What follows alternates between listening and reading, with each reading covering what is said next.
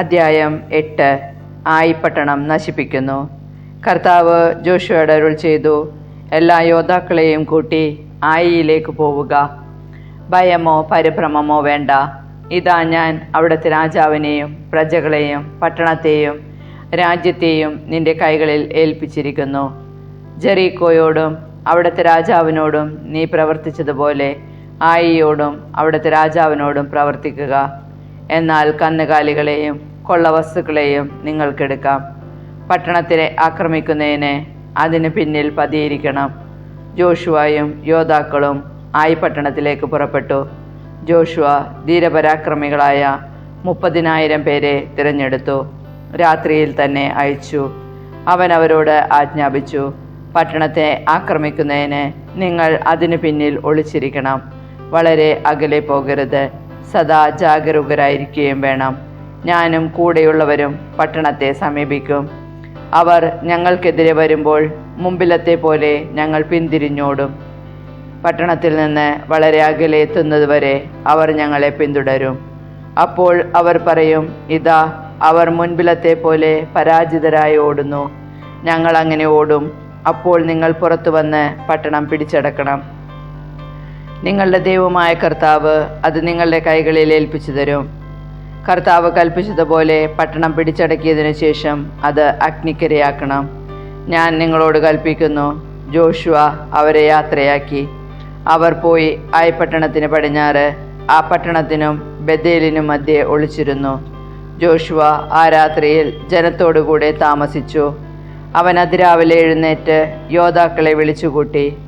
ഇസ്രായേലിലെ ശ്രേഷ്ഠന്മാരോടുകൂടെ ജനത്തെ ആയി പട്ടണത്തിലേക്ക് നയിച്ചു. അവനും കൂടെ ഉണ്ടായിരുന്ന യോദ്ധാക്കളും പട്ടണത്തിൻ്റെ പ്രധാന കവാടത്തിന് വടക്കുവശത്തായി പാളയമടിച്ചു. അവർക്കും ആയി പട്ടണത്തിനു മധ്യേ ഒരു താഴ്വരയുണ്ടായിരുന്നു. പട്ടണത്തിന് പടിഞ്ഞാറ് വശത്ത് ബേഥേലിനും പട്ടണത്തിന് മധ്യേ ഏകദേശം 5000 യോദ്ധാക്കളെ അവൻ ഒളിപ്പിച്ചു. പ്രധാന പാളയം പട്ടണത്തിന് വടക്ക് ഭാഗത്തും ബാക്കിയുള്ളവ പടിഞ്ഞാറ് ഭാഗത്തുമായിരുന്നു. ജോഷുവ ആ രാത്രി താഴ്വരയിൽ തന്നെ കഴിച്ചുകൂട്ടി.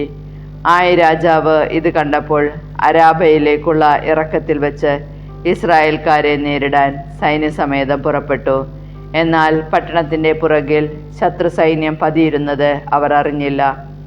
ജോഷുവയും ജനവും പരാജിതരായി എന്ന് നടിച്ച് മരുഭൂമിയുടെ നേരെ ഓടി. അവരെ പിന്തുടരുന്നതിന് രാജാവ് പട്ടണത്തിലുണ്ടായിരുന്നവരെയെല്ലാം വിളിച്ചുകൂട്ടി.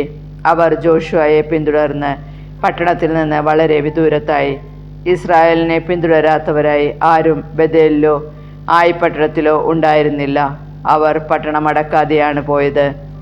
കർത്താവ് ജോഷുവയോട് അരുൾ ചെയ്തു, നിന്റെ കയ്യിലിരിക്കുന്ന കുന്തം ആയി പട്ടണത്തിന് നേരെ ചുണ്ടുക. ഞാൻ പട്ടണം നിന്റെ കരങ്ങളിൽ ഏൽപ്പിക്കും. ജോഷുവ അങ്ങനെ ചെയ്തു. അവൻ കൈ ഉയർത്തിയ ഉടനെ ഒളിച്ചിരുന്നവർ എഴുന്നേറ്റ് പട്ടണത്തിലേക്ക് പാഞ്ഞു ചെന്ന് അത് കൈവശപ്പെടുത്തി. തിടുക്കത്തിൽ പട്ടണത്തിന് തീ വച്ചു. ആയി നിവാസികൾ തിരിഞ്ഞു നോക്കിയപ്പോൾ പട്ടണത്തിൽ നിന്ന് പുക ആകാശത്തേക്ക് ഉയരുന്നത് കണ്ടു. അവർക്ക് അങ്ങോട്ടോ ഇങ്ങോട്ടോ ഓടുന്നതിന് സാധിച്ചില്ല. കാരണം മരുഭൂമിയിലേക്ക് ഓടിയവർ ഓടിച്ചവരുടെ നേരെ തിരിഞ്ഞു. പതിയിരുന്നവർ പട്ടണം പിടിച്ചടക്കിയെന്നും അതിൽ നിന്നും പുക പൊങ്ങുന്നതുമെന്നും കണ്ടപ്പോൾ ജോഷുവയും ഇസ്രായേൽ ജനവും തിരിഞ്ഞ് ആയി നിവാസികളെ വധിച്ചു. പട്ടണത്തിൽ കടന്ന ഇസ്രായേല്യരും ശത്രുക്കളെതിരെ പുറത്തു വന്നു.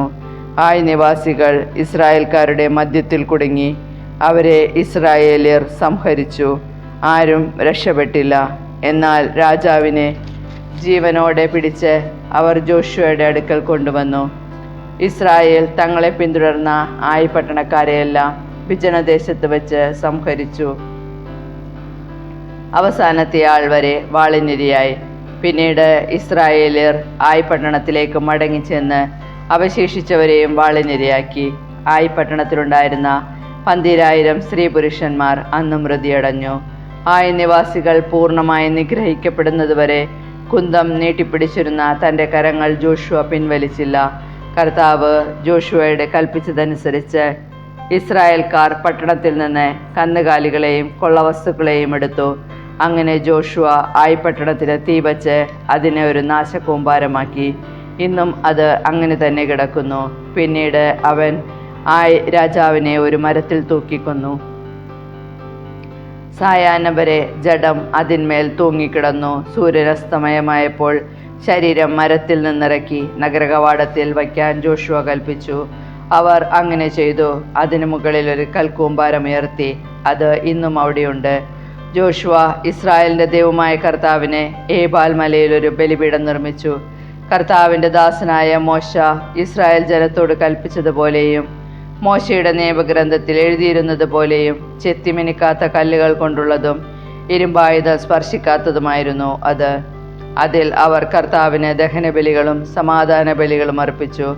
മോശ എഴുതിയ നിയമത്തിന്റെ ഒരു പകർപ്പ് ഇസ്രായേൽ ജനത്തിന്റെ സാന്നിധ്യത്തിൽ ജോഷുവ അവിടെ കല്ലിൽ കൊത്തിവച്ചു. അവിടെ ഇസ്രായേൽ ജനം തങ്ങളുടെ ശ്രേഷ്ഠന്മാർ, സ്ഥാനികൾ, ന്യായാധിപന്മാർ എന്നിവരോടും തങ്ങളുടെ ഇടയിലുള്ള വിദേശികളോടും സ്വദേശികളോടും കൂടെ കർത്താവിന്റെ വാഗ്ദാന പേടകം വഹിച്ചിരുന്ന ലേവ്യ പുരോഹിതന്മാർക്കെതിരെ ഇരുവശങ്ങളിലുമായി നിന്നു. അവരിൽ പകുതി ഗരിസിം മലയുടെ മുൻപിലും പകുതി ഏബാൽ മലയുടെ മുൻപിലും നിലകൊണ്ടു. കർത്താവിന്റെ ദാസനായ മോശ കൽപ്പിച്ചിരുന്നത് പോലെ അനുഗ്രഹം സ്വീകരിക്കാനായിരുന്നു അത്. അതിനുശേഷം അവൻ നിയമഗ്രന്ഥത്തിലെ വാക്കുകളെല്ലാം അനുഗ്രഹവചസ്സുകളും ശാപവചസ്സുകളും വായിച്ചു. മോശ കൽപ്പിച്ച ഒരു വാക്കുപോലും സ്ത്രീകളും കുട്ടികളും തങ്ങളുടെ ഇടയിൽ പാർത്തിരുന്ന പരദേശികളും അടങ്ങിയ ഇസ്രായേൽ സമൂഹത്തിൽ ജോഷുവ വായിക്കാതിരുന്നില്ല.